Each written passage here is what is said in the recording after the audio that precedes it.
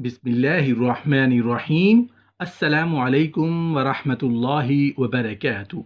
नहमदुहु व नुसल्ली अला रसूलिहिल करीम। अम्मा बाद।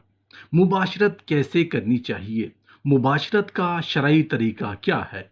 मोहतरम नाजरीन, अल्लाह पाक ने इंसान को इंसान के दायरे में रखने के लिए उठने बैठने, खाने पीने, ज़िंदगी गुजारने, हत्ता के मुबाशरत करने का भी तरीका बताया है, ताकि इंसानियत का वक़ार कायम व दायम रहे और इंसान बाकी मखलूक़ात से मुनफरिद रहे।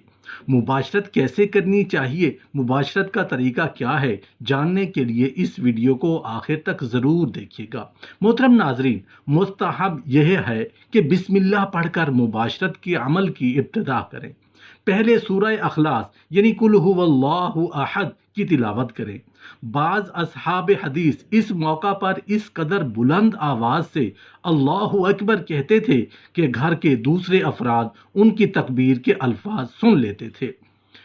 मुबाशरत के वक्त किबला की जानिब रुख ना करें, बल्कि उसकी अजमत का तकाजा ये है कि किसी और जानिब रुख रखें। अपना और अपनी बीवी का जिस्म खुला ना रखें, बल्कि किसी कपड़े से ढांप ले। रसूल अल्लाह सल्लल्लाहु अलैहि वसल्लम चेहरे पर कपड़ा डाल लिया करते थे, आवाज़ पस्त कर लेते थे और बीवी से फरमाते कि सकून के साथ रहो।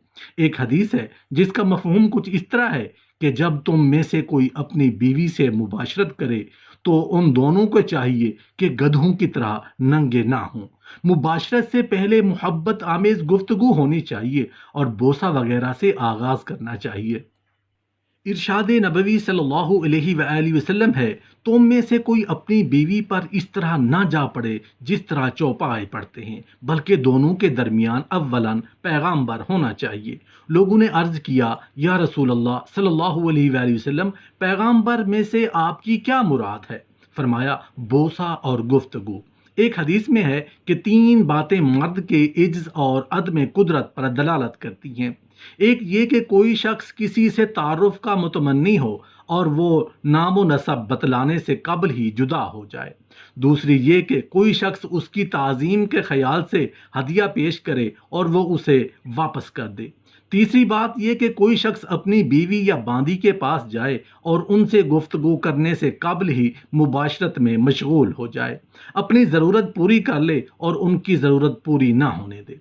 मुबाशरत के शरई आदाब में एक अदब यह भी है कि 3 रातों में मुबाशरत करना मकरूह है, महीने की पहली रात, आखिरी रात और 15वीं रात में। कहते हैं कि इन रातों में मुबाशरत के वक्त शयातीन मौजूद रहते हैं। बाज़ लोग कहते हैं कि इन रातों में शयातीन मुबाशरत किया करते हैं। इन रातों की कराहत हज़रत अली, हज़रत मुआविया और हज़रत अबू हुरैरा रज़ियल्लाहु अन्हुम अजमाइन से मरवी है। बाज़ उलमा जुमा के दिन या शबे जुमा में मुबाशरत को मुस्तहब करार देते हैं, क्योंकि मदरजा झैल हदीस का एक मतलब ये भी है कि अल्लाह ताला उस शख्स पर रहम फरमाए जो जुमा के दिन गुस्ल कराए और गुस्ल करे। अंजाल के बाद शौहर को कुछ देर उसी हालत में ठहरे रहना चाहिए, क्योंकि बाज़ औकात औरत को देर में अंजाल होता है। अब अगर शौहर अपनी ज़रूरत की तकमील के बाद फौरी तौर पर हट जाए और औरत को तशना रहने दे तो ये बात बाहमी नफरत का सबब बन जाती है। ये उस सूरत में है कि जब शौहर को पहले अंजाल हो जाए। अंजाल का एक साथ होना ज़्यादा लज्जत का बायस भी होता है और औरत भी यही सूरत पसंद करती है, क्योंकि अगर शौहर पहले फारिग हो जाए तो उसकी हया ज़रूरत के इजहार से माने रहती है। मुनासिब ये है कि हर चौथे रोज़ अपनी बीवी के पास आए। अदल का तकाजा भी यही है, क्योंकि बीवियों की ज़्यादा तादाद 4 हो सकती है, इसलिए इस हद तक ताख़ीर जायज़ है। हाँ, अगर ज़रूरत हो तो ये मुद्दत कम भी कर सकता है और ज़्यादा भी, लेकिन इसमें औरत की ज़रूरत पेश नज़र रखनी चाहिए, क्योंकि औरत की इफ़्फ़त और पारसाई की हिफाजत मर्द की ज़िम्मेदारी है। अय्याम हैज़ में वती ना करें। कुरान से इसकी हुर्मत साबित है। कहते हैं कि हैज़ की हालत में जमा करने से औलाद कोढ़ी पैदा होती है। हाइज़ा के बाकी जिस्म से फ़ायदा हासिल करना इस हालत में भी जायज़ है। पाखाने के मकाम में मुबाशरत करना जायज़ नहीं। हैज़ के दिनों में मुबाशरत की हुर्मत गंदगी की वजह से हराम हुई और पाखाने के मकाम में हर वक्त गंदगी रहती है, इसलिए उसकी हरकत हालत हैज़ में भी मुबाशरत करने की हुर्मत से ज़्यादा है। अल्लाह ताला का इरशाद है, سو اپنے کھیت میں جس طرح ہو کر چاہو آؤ۔ اس کا مطلب یہ نہیں کہ جس طرح سے چاہو مباشرت کرو، بلکہ مطلب یہ ہے جس وقت دل چاہے مباشرت کرو۔ مرد کے لیے جائز ہے کہ وہ حیض کے دنوں میں عورت کے ہاتھوں سے اپنی منی نکلوا دے اور مقام صحبت کے علاوہ ہر جگہ سے استفادہ کرے۔ عورت کے لیے مستحب یہ ہے کہ وہ ان ایام میں ناف سے گھٹنوں تک ایک کپڑا باندھ رکھے۔ حیض کے ایام میں عورت کے ساتھ کھانا کھانا، ایک بستر میں سونا وغیرہ امور جائز ہیں۔ اگر ایک مرتبہ مباشرت کرنے کے بعد دوبارہ خواہش ہو تو پہلے اپنی شرمگاہ کو دھو لیں، اور اگر احتلام ہو گیا ہو تو مباشرت سے پہلے پیشاب کر لیں اور شرمگاہ پر پانی ڈال دیں۔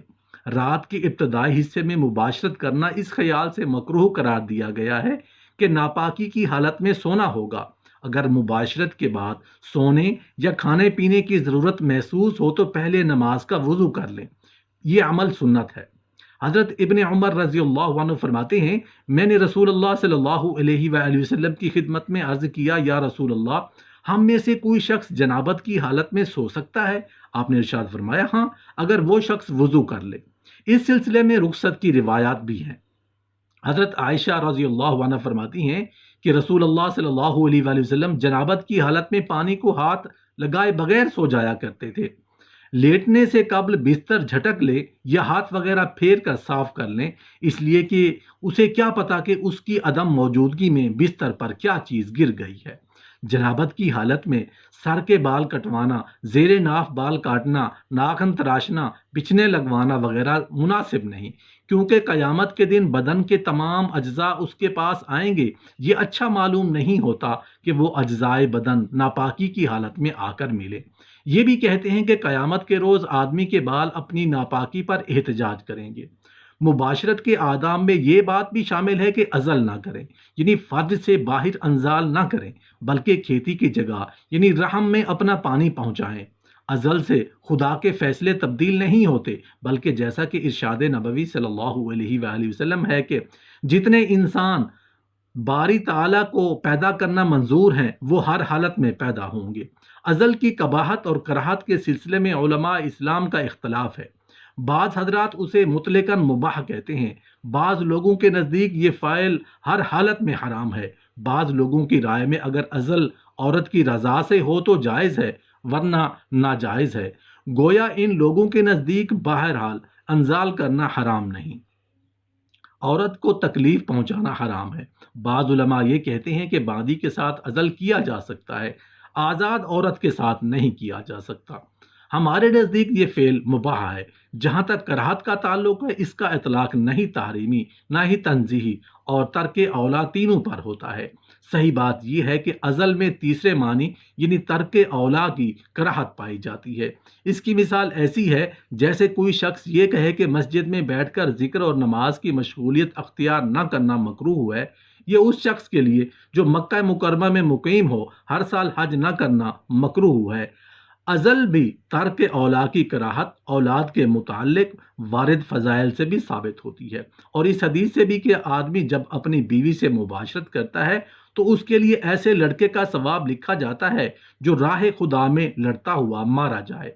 آپ نے یہ بات اس لیے فرمائی کہ اگر اس شخص کے ایسا ہی لڑکا پیدا ہوا تو اسے لڑکے کی پیدائش کا سبب بننے پر اجر ملے گا، حالانکہ پیدا کرنے والا اللہ ہے، زندہ رکھنے والا اور جہاد پر قدرت دینے والا بھی اللہ ہی ہے۔ یہ شخص محض سبب بنتا ہے، اور یہ سبب بھی اسی وقت بن سکتا ہے جب آدمی مباشرت کرے اور منی کو رحم میں ڈالے۔ عزل کے سلسلے میں حضرت عبداللہ ابن عباس رضی اللہ عنہ کی رائے اس لیے بھی محل نظر ہے کہ صحیح روایات سے عزل کا ثبوت ملتا ہے۔ حضرت جابر ابن عبداللہ رضی اللہ عنہ فرماتے ہیں کہ ہم رسول اللہ صلی اللہ علیہ وآلہ وسلم کے عہد میں عزل کیا کرتے تھے، اور یہ دور وہ تھا جب کہ قرآن پاک نازل ہو رہا تھا۔ ایک روایت میں یہ ہے کہ جب آپ کے ہمارے ہاں عزل کی اطلاع ہوئی تو آپ نے ہمیں منع نہیں فرمایا۔ حضرت جابر رضی اللہ عنہ کی ایک روایت ہے کہ ایک شخص رسول اللہ صلی اللہ علیہ وآلہ وسلم کی خدمت میں حاضر ہوا اور عرض کیا، یا رسول اللہ، میری ایک باندی ہے، یہ باندی ہماری گھریلو خادمہ بھی ہے اور ہمارے باغ میں پانی بھی دیتی ہے، میں اس سے مباشرت بھی کرتا ہوں، لیکن میں یہ پسند نہیں کرتا کہ وہ حاملہ ہو۔ آپ نے فرمایا، اگر چاہو تو عزل کر لیا کرو، ہوگا وہی جو اللہ نے قسمت میں لکھ دیا ہے۔ جابر رضی اللہ عنہ کہتے ہیں کہ کچھ عرصے کے بعد وہ شخص دوبارہ آیا اور عرض کیا، یا رسول اللہ، میری باندی کو حمل ٹھہر گیا ہے۔ آپ نے فرمایا، میں نے تو کہہ دیا تھا کہ جو اللہ نے قسمت میں لکھ دیا ہے وہی ہوگا۔